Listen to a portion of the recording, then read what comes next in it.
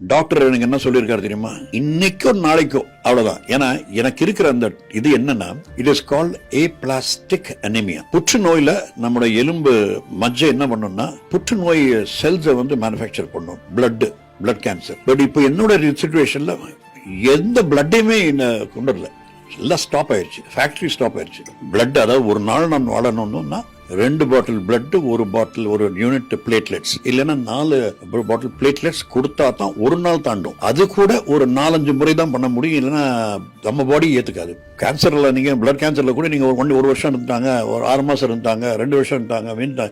இதுல வந்து இதே இல்லை, ஒரே ஒரு ட்ரீட்மெண்ட் தான் இருக்கு. பிளட் மேரோ டிரான்ஸ்பிளான்ட்பாங்க. ஒருத்தரோட அதே பிளட் டைப்ல இருக்கிற ஒருத்தரோட மஜ்ஜை எடுத்து, அது குறிப்பா வந்து சொந்தக்காரங்க இருந்து எடுத்து அதை நம்ம எலும்புல போடணும். அது 30 வயசு இருக்கிறவங்க, 40 வயசு இருக்கிறவங்க தான் பண்ண முடியும். 50 வயசுக்கு மேலன்னா அது ஒர்க் அவுட் ஆகாது. இதுக்கு ட்ரீட்மெண்ட்ங்கிறதே கிடையாது.